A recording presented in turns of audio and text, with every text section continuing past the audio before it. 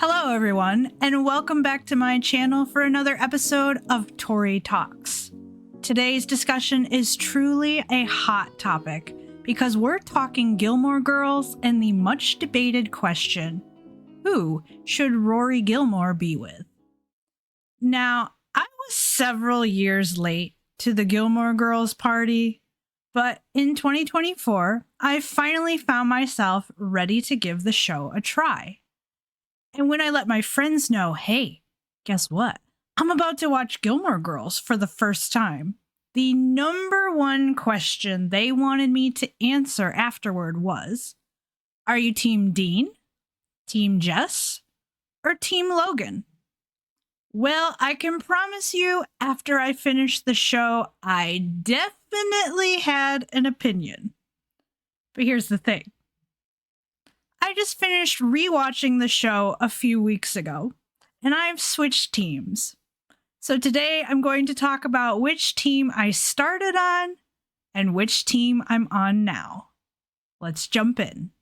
Let me give a big disclaimer before I say anything about teams I was on, teams I'm currently on, but obviously this episode is going to be full of Gilmore Girls spoilers, especially for the later seasons. So if you have not seen Gilmore Girls and are trying to avoid spoilers for the show, I would recommend that you come back to this video another time. So which team was I on when I watched the show for the first time? I very handily was Team Logan. When Logan first came on the scene, I immediately enjoyed his charisma and wit. He could always go toe-to-toe with Rory, and he definitely seemed like an intellectual match for her, which I think is really important for her character in particular.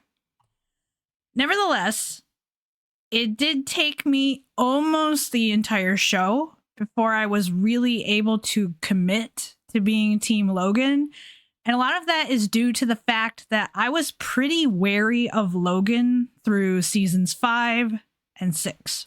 For one thing, I had lots of reservations about Logan's recklessness and irresponsibility. He showed so much of what is wrong with being a privileged rich kid who never faces any actual consequences for his behavior. His commitment issues at the beginning were concerning as well, plus the way he kind of reverted to his old self. We find out that he was moving from one woman to the next after he got in that big fight with Rory in season 6. I wasn't really a fan of that. And I was also concerned about the way Logan and Christopher so easily hit it off when they met for the first time and discovered they actually have a good bit in common.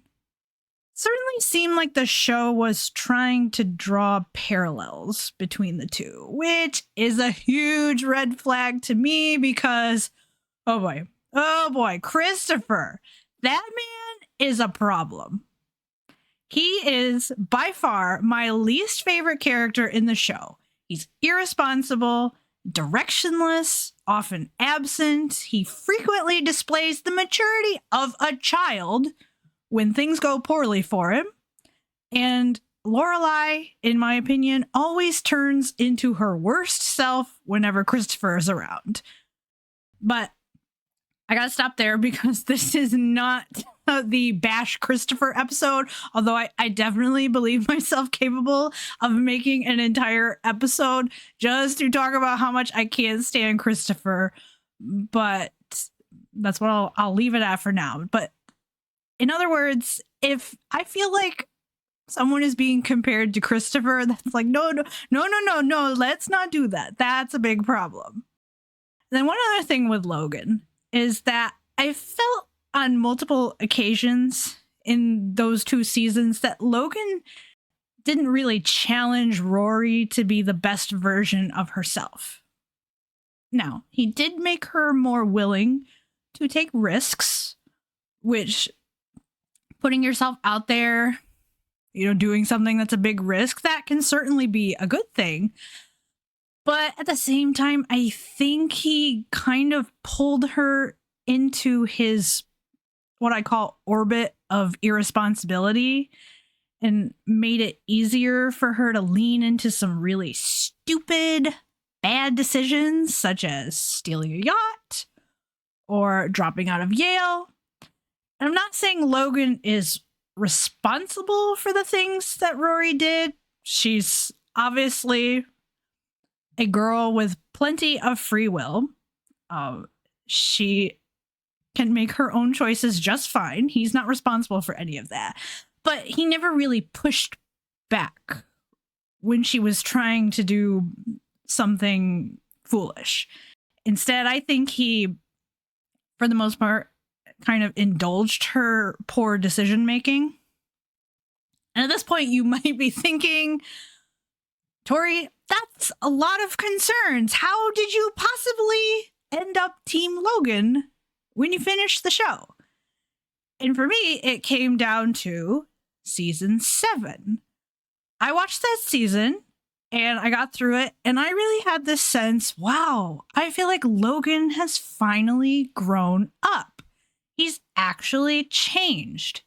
He's a hardworking man. He's fully, deeply committed to Rory. He shows up for Rory and her family when her grandfather is in the hospital. Unlike Christopher, who is MIA because he's off pouting and running away from his problems as usual.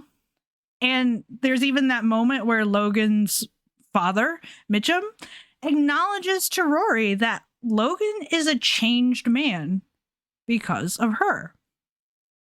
Plus, Logan also has that good conversation with Lorelai in her kitchen where he takes responsibility for bad decisions that he's made. And he really sounds ready to work hard to make something of himself now that he's walked away from all of that Huntsberger privilege. So at long last, with that final season, I finally found myself thinking, here's a guy Rory can be with. They're a good fit. Which means I was terribly disappointed with their breakup at the end of the season and felt like Rory really let a great guy get away. And then comes the Netflix special, A Year in the Life. I did move on to watching that, and honestly, like for real, I was genuinely livid about the way Logan was written for the Netflix special. You can ask my friends. I was going around saying, holy smokes, they just did character assassination on Logan. That's really what I thought. I was so mad at the writing in that special because I noticed, oh, wait, what? They've got Logan working in the family business again? I thought he walked away from all that. Why did he go back? And now he's not a man of commitment. Instead, he's a guy who, number one, is cheating on his fiance, and number two, has a no strings attached relationship with his ex-girlfriend. I'm thinking season 7 Logan would never, really and truly. So that special just drove me up the wall. So let's fast forward to a few weeks ago when I just finished my first rewatch of Gilmore Girls. And this is where the change happens for me, because I have to say, Logan, he didn't feel as changed. He didn't feel as transformed to me in season 7 as he did the first time that I watched the show. I just got through that whole season, and I don't even really think it's because, oh, well, I knew they don't actually end up together. She's going to turn down his marriage proposal. I don't think it was this knowledge that it was going to end poorly. I really genuinely think that I was seeing the story in a different light, and there was something about Logan's transformation that was ringing hollow for me. And I think my thoughts about Logan shifted because on a rewatch, I was able to watch the show with more detachment. And what I mean by detachment is not that, I'm just sitting there watching this TV show and I don't care about a single thing that's happening. What I mean is detachment in the sense that this time around, I wasn't caught up in my curiosity or suspense about what was going to happen next. And I wasn't caught up in all of these emotions, either positive or negative, about certain plot lines and certain characters. It was more that now, because I knew everything that was going to happen, I was able to step back and pay more attention to the show's writing and pay more attention to the big picture of the story being told. And when I stepped back and took in the show's storytelling more fully, I noticed some things about Logan in season 7 that I think call into question whether he really has changed. The first season 7 alarm bell for me is how Logan responds to everything blowing up in his face after he makes what turns out to be a really foolish business investment, and he loses those millions of dollars and his new company's going to get sued. And what I was like, whoa, how did I not think more about this the first time around, is that his default reaction to all of that going wrong, realizing, holy smokes, I have really blown it, is he doesn't really own up to his mistake. He doesn't take responsibility for it. He does come around to doing those things, but that's not his first reaction. His default is to run off to Vegas and hang out with his college besties, Colin and Finn. And oh boy, Colin and Finn. They, to me, are that utmost representation of Logan's old life, when he was just being completely carpe diem, irresponsible at Yale, and just always doing one thing after another with the two of them, and just not taking any responsibility for anything. So that really concerned me, that this supposedly changed Logan. Well, now he's acting just like the old Logan. He's gone right back to his two college best friends, who do not represent a good time in his life. Like, that's not a good version of Logan that hung out with Colin and Finn. And I would also point out that running from your problems is a very Christopher thing to do. So even in season 7, here we have Logan running off to Vegas. I think if Christopher had been in the same boat, I could totally picture him doing something quite similar. So, oh dear, these two men cannot seem to be separated from one another. And oh, by the way, notice the timing of when Logan goes to Vegas. This actually happens after Mitchum and Rory have that dinner conversation where Mitchum says to Rory, Logan's changed because of you. So then right after this, we have Logan running off to Vegas with Colin and Finn. Okay, Mitchum, yeah, your son's really grown up. He really has changed. You got it. My other big alarm bell is something that Logan says to Rory after he proposes to her at the party. So let's take a look at that clip. So you're saying in the past 2 years you never thought about marrying me? No, of course I am. And it's always a really wonderful thought, but it was always hypothetical. And I know, for me too. But then it hit me. Why wait? Remember when we were in the Life and Death Brigade and we stood on top of that tower and we held hands and we jumped? Let's do that again, Rory. Let's jump. Notice what Logan said. He's once again hearkening back to his old life. And this time he's doing it with this mention of the Life and Death Brigade. That brigade, much like Colin and Finn, is deeply connected to Logan's old life, to that immature, reckless, live it up, who cares about the consequences lifestyle. And to take it one step further, what's really an even bigger problem for me in this scene is that Logan is essentially equating marriage with a life and death brigade stunt. Sorry, Logan. One of these things is not like the other. Marrying someone, just even proposing to someone, deciding that this is the person I want to spend the rest of my life with. That's not the same thing as jumping off a tower with nothing but an umbrella and a harness to stop you from dying. Not the same thing at all. Marriage is a far more serious, weighty, significant matter. So I was like, oh, Logan, why are you talking about these two things? Like, you should approach them the same way. And one more thing. Guess what? We're coming back to Christopher again. Because who else in season 7 proposes out of the blue? Who tells the woman that he loves, let's just do it? And in that case, it ends up putting two people, Christopher and Lorelai, into a disastrous, rushed marriage. Now here comes Logan again. Yeah, out of the blue. Let's get married. That really makes me optimistic for their future. Really thinking about that, I'm like, man, knowing how it worked out for Lorelai and Christopher, I gotta believe that if Rory had said yes to Logan and they'd gone off to California together, I just don't picture it having ended well for them. So these two big season 7 moments with Logan really made me question if he's truly changed. If I'm not convinced Logan's actually changed, hate to say it, I can't be Team Logan.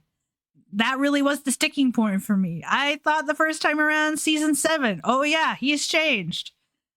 Now when I watch season 7, oh, well, yeah, he's kind of changed. But at the same time, no, not really. There's a lot of old Logan still in there, and that's bad news. One other thing besides just Logan's own character that I think is worth addressing is also, this ties more into the dynamic of Logan and Rory's relationship. And that is that they very often have communication issues. And I think that throughout their relationship is just subtly spelling doom for them because they're very often not on the same page with each other. I already alluded to this one earlier, but we could go to season 6 with Logan and Rory really at odds with each other because they have that big fight, but then they end up getting back together. But then she's really upset with him when she finds out about all these other women that he had a relationship with while he and Rory were apart. And the problem is they aren't even on the same page about the state of their relationship at the time, because Rory was thinking, okay, we're just taking some time apart. We're just taking a break, but we're still a couple. Whereas Logan is thinking, we are completely broken up. So he just goes off and does his thing. And so then they end up in this huge disagreement over, did Logan cheat on Rory or not? Because they don't even have the same understanding of, were we dating or were we broken up? Season 7 also continues to showcase their communication issues, and we can actually go to the beginning of the season with the rocket that Logan gives Rory. And they're not on the same page with this because she doesn't immediately understand the reference he's trying to make by giving her this rocket. And it takes her a while before she figures out, oh, he's referring to this one episode of The Twilight Zone. She didn't know that at first, and she kind of had to play it off for a bit that she did understand what Logan was talking about. So kind of a subtle thing, but even that is showing there's some communication problem here. And then we could go even further with the rocket. And this is not a theory that I came up with, but one that I noticed on Reddit. It's from a user, Notifications Ignored, who has what I think is a very insightful and good take on the rocket and how it signifies Logan and Rory's relationship. So if we look at this Reddit post, we see this theory that the rocket Logan gives Rory is actually a great metaphor for their communication problems. The whole point of the rocket was Logan's take on true love. A guy who waits 40 years alone in space just to spend his last years with the woman he loves, except he never tells the woman he'd do that, so she decides to stop aging and wait for him. They're never on the same page because they didn't talk before a huge decision. It's a tragedy, not a love story. Logan's idea of true love falls apart with a bit of basic communication. In the end, he and Rory are in different places in life simply because they can't talk to each other before making big decisions. Honestly, I can get fully on board with the rocket being a metaphor for their communication problems, so shout out to Notifications Ignored for that post. And then continuing on through season 7, I remember that there's that scene, that one little scene where he's talking in full-on business jargon, and Rory has no idea what he means. So even that's showing them kind of inhabiting two different worlds, not really being able to speak the same language with each other. And then, of course, the big one at the end of the season is the actual marriage proposal, which we learn that Logan has thought so much about marrying Rory and has decided, yes, I want to do this. He's fully done his research. He's got all the practical details worked out of how they can be together. But to Rory, she admits marrying him, that's only ever been just a general hypothetical consideration of hers. She has not at all thought about it in detail the way Logan has. So it's no wonder that she's completely shocked when he proposes to her at her party. You would think two people who love each other might at some point have had a serious conversation about, do we want to get married? It would seem, nope, they haven't. That is genuinely the first time that they ever actually talk about it is when Logan springs a proposal on her. So that's a definite issue in their relationship. So all that to say, while I do enjoy Logan as a character, I appreciate the place that he had in Rory's life. I just don't think, after rewatching the show, that he's the one for her. Which means now I can share which team I switched to after my rewatch. So here's the moment of truth. I can now say that I am fully Team Jess. So here's the thing about Jess. The first time I watched Gilmore Girls, I actually had this very strong sense that the show wanted me to be Team Jess, but I thought about it. I really did, but I just couldn't get on board with Jess. And two of my biggest issues were that I really did not find Jess likable when he first arrives in Stars Hollow. I hated that he was constantly egging Dean on, really getting in the way of Rory and Dean's relationship. And then, once Rory and Jess actually started dating, he was truly an awful boyfriend. It seemed like Jess treated Rory better when he was chasing her than when he actually had her. And that really, really bothered me.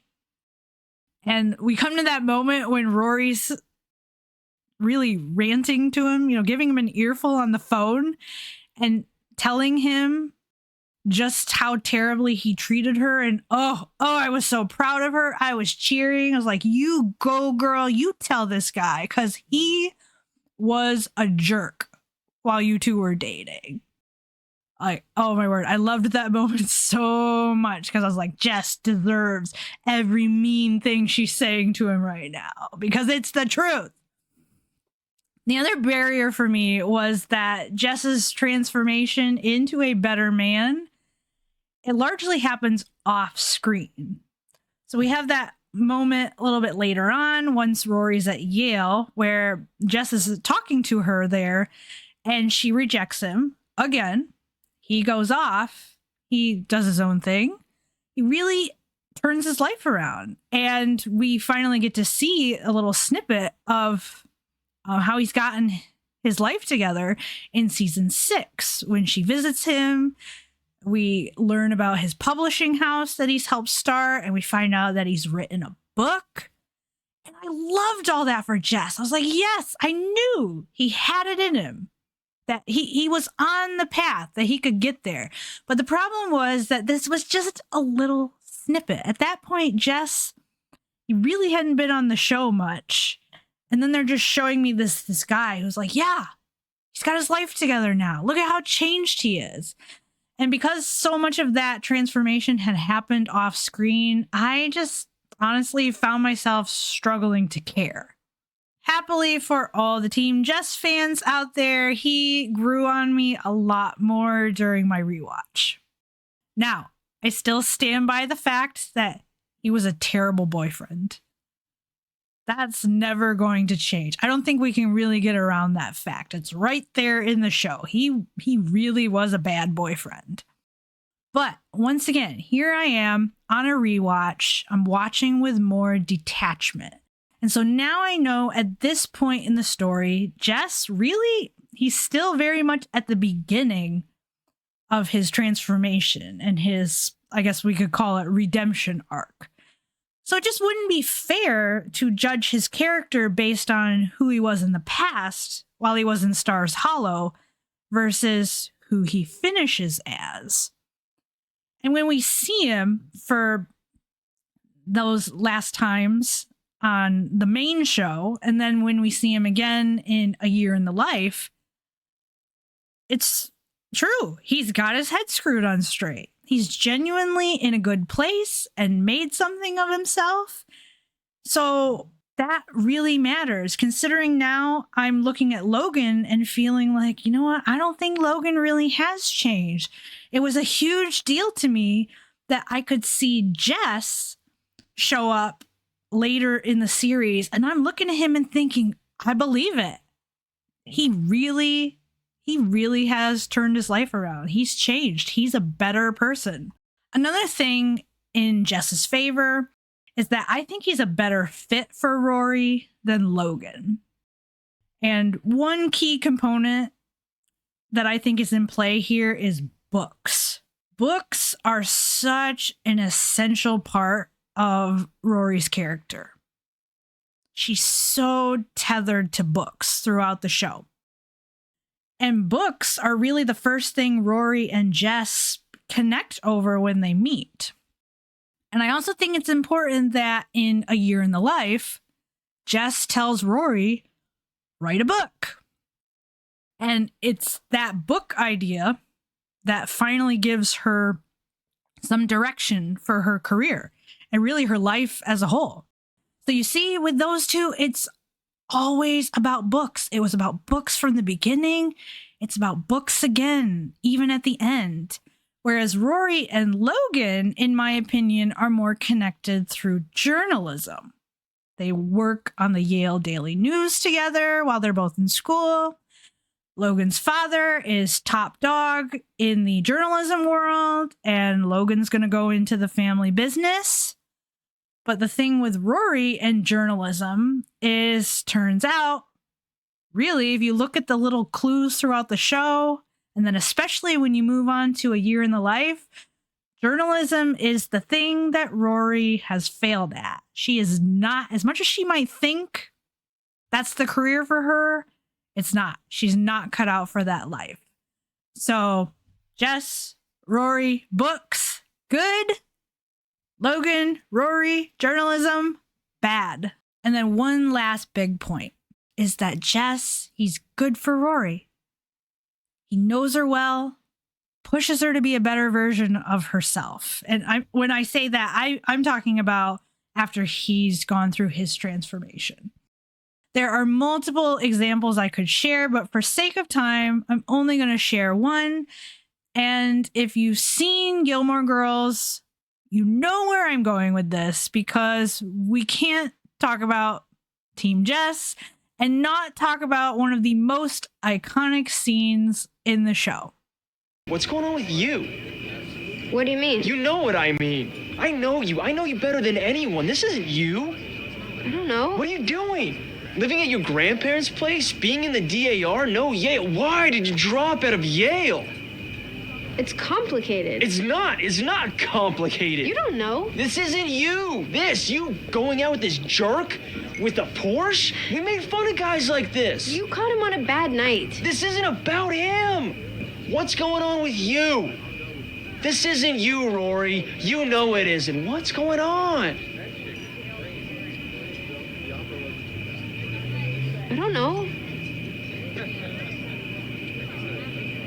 I don't know. So it's not Lorelai who convinces Rory to go back to Yale. It's not Richard and Emily who convince her. It's not her best friend Lane.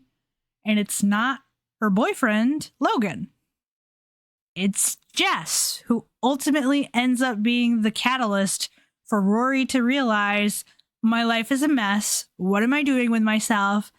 I need to go back to school. So what I'm seeing with this is that once Jess goes through his own transformation, he's able to become a grounding, stabilizing force in Rory's life. So we see here with season 6, Rory's life is a mess when she quits school. She's doing so many things that are absolutely just not who she is.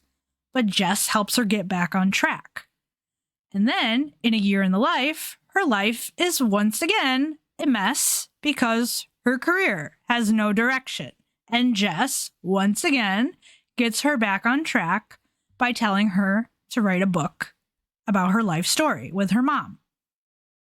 So if Logan's a lot like Christopher, Jess is a lot like Luke, and that's absolutely a good thing, because Luke, again and again throughout the show, is the grounding force for Lorelai. Luke's good for Lorelai. He calls her out on her nonsense. He makes her better. So I think it's highly significant that Jess functions the same way for Rory. So there you have it. That's my take on Rory Gilmore's love life. If you're disappointed I didn't say anything about Dean, well, I'm not sure I need to say anything about him other than Luke was right when he called Dean unstable, and don't get married if you're still in love with another girl, and don't cheat on your wife. Period. And with that, now I really have said my piece. Whether you agree or disagree with me, I hope that you'll leave a comment letting me know which team you're on. And thank you for watching and supporting my channel. Be sure to give this video a like and a comment if you enjoyed it, or even if you didn't enjoy it. If you think I'm just totally wrong, by all means, make your case, because I just really enjoy reading through all the arguments for each of the guys, so we can have a great time with this conversation. So thanks again, and I hope to see you for another video sometime soon. Bye, everyone.